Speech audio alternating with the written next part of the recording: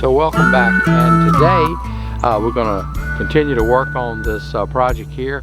We've got a few little vines, looks like old grapevines hanging down from the tree in this area. So we're going to get the pole saw and get rid of those, and then work around the base of the tree. And then once we do that, we're going to be getting pretty close to maybe getting a rake out and do a little hand raking. But anyway, first we got to take care of these old vines around this tree. So we're going to see how this works with the steel pole saw.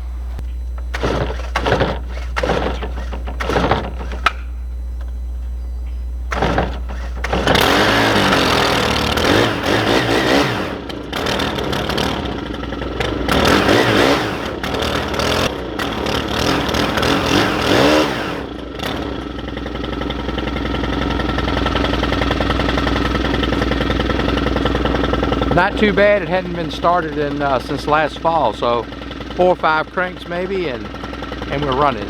So not too bad.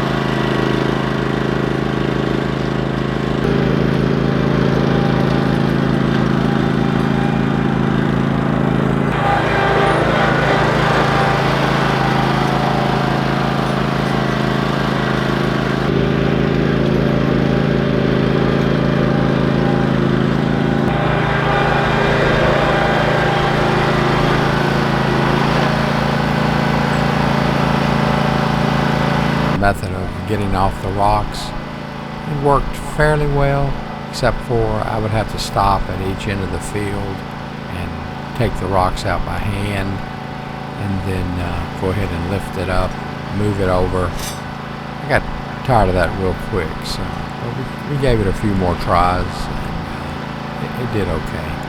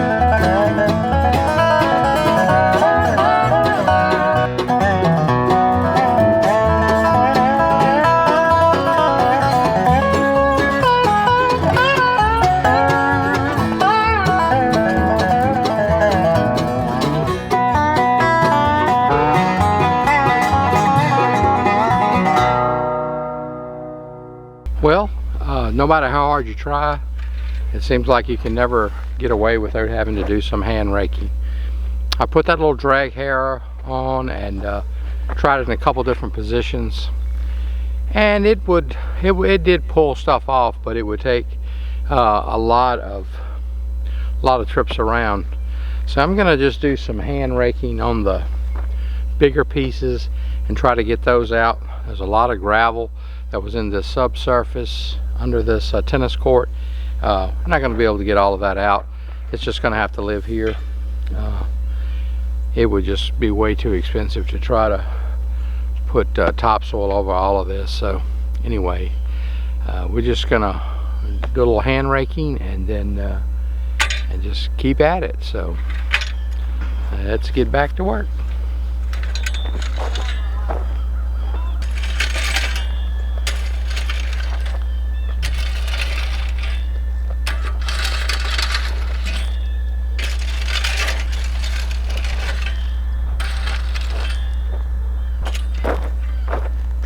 So one thing I may mention is with this landscape rake, and if you just kind of drag it lightly, you can get the bigger rocks and not just rake up everything. So that's a big help. So I'm just dragging it lightly across the top, grabbing the bigger rocks, the ones that won't fit through these teeth. And I think that's still going to probably give us our best result.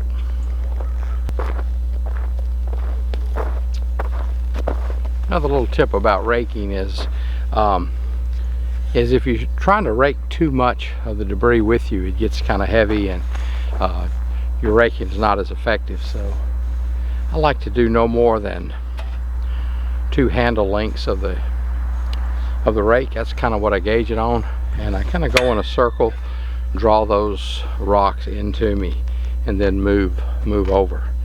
That way you're not fighting it. You're not trying to rake big piles of particularly stone with you. So it makes it a little bit easier if you do it that way. So you can see here we've switched to the landscape rake just to take a little break from the hand raking. Also, I've speeded the video up a little bit just to make it a little more enjoyable to watch.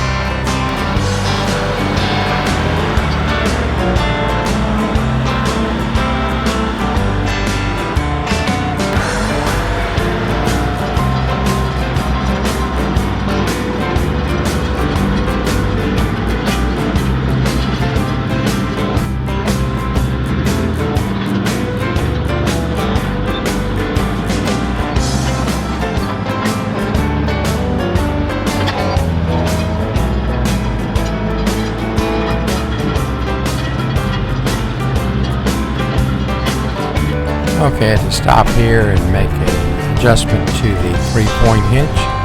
This side keeps wanting to slip down a little bit. I just had to adjust it to get it back level.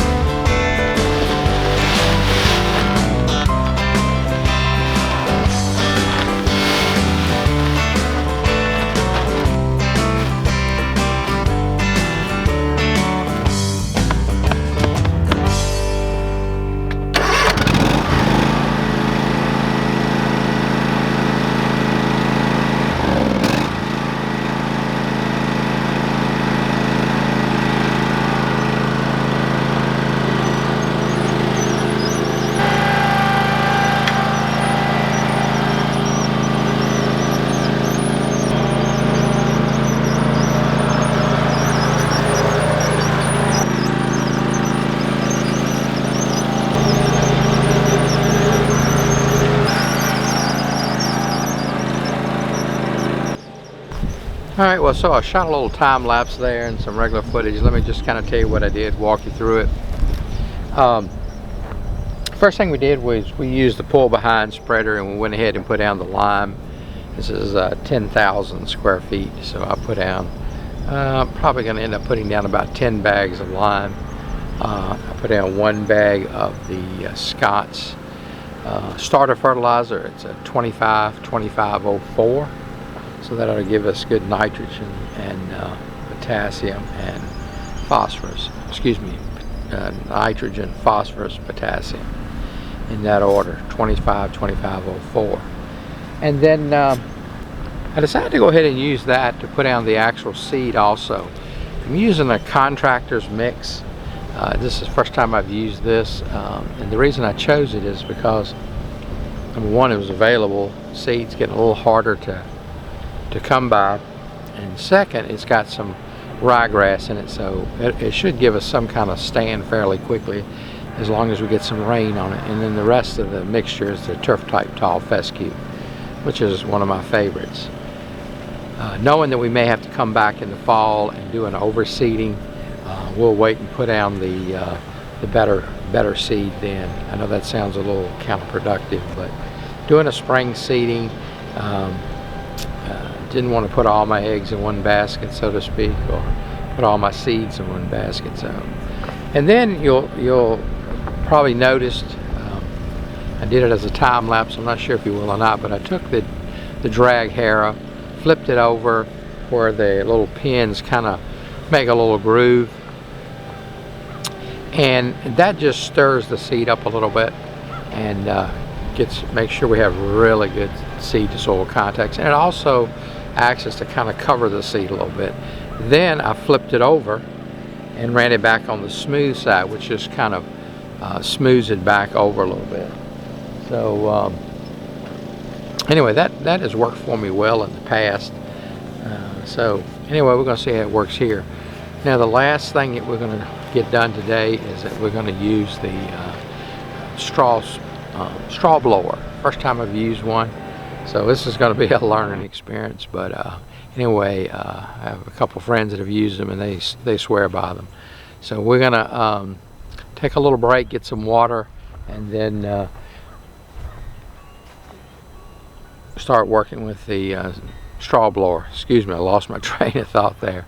So I'm not exactly sure how far it blows. I had one friend tell me that it'll actually blow straw out about 50 feet. So we'll see.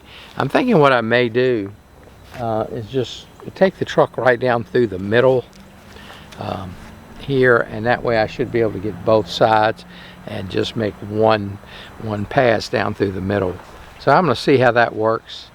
Although I don't know, it may be that I'll have to, where the truck is, I may have to do one pass down the edge to hit that one spot. We'll see how it works out. So anyway, thanks for sticking with us. I know it's a long process, but what I really hope to do is to come back here in about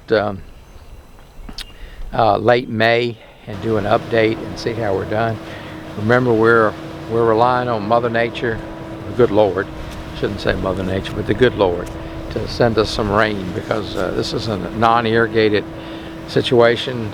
Just no way to really get water here.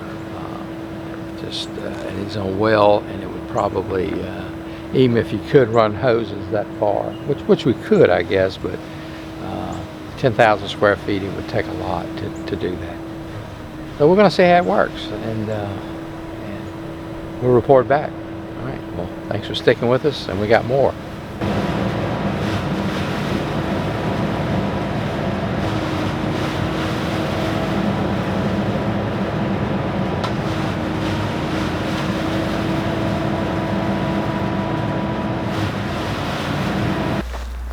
Okay, so my friend made a believer out of me. With that straw blower, I'll never put it down by hand again. It just makes such a nicer job of it. It's just more even, and I can't tell you how much easier it is just getting it like this. No big clumps anywhere or anything like that. So we had 15 bales of straw here on 10,000 square feet, and it looks like I'm gonna say about 5 bales, just to be sure. I'm gonna go pick up 5 more bales. I don't want to be short again, but I think I think 5 more bales will do it. So that would end up basically 20 bales for 10,000 square feet. So that's using the this is called a Finn straw blower B40. Love it. Yeah, that's the way to do it. So I'm gonna go and get some more straw, come back, and we're gonna be able to finish this before sunset. So we'll be back.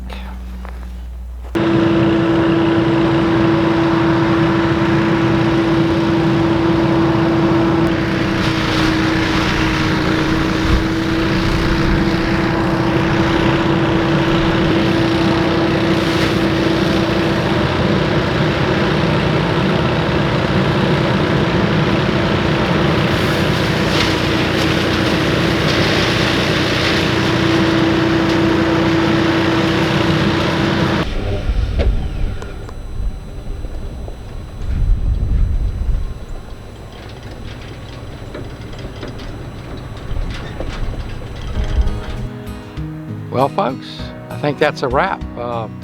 We finished everything. We've got the last little bit of straw on. So anyway, that's gonna do it for this video. So anyway, I appreciate you joining in, and now let's just wait and see if we get some rain and get some grass to grow. So as always, I appreciate you watching, and anyway, I hope that that you got a few pointers out of this, a few tips, and I hope your projects are successful, and I hope this one is. So anyway, if you don't mind, hit the like button and leave a comment or two. Let me know what we can do better and what you liked. And as always, I just hope you have a blessed day. So again, thank you, and we'll see you on the next video. Take care. God bless.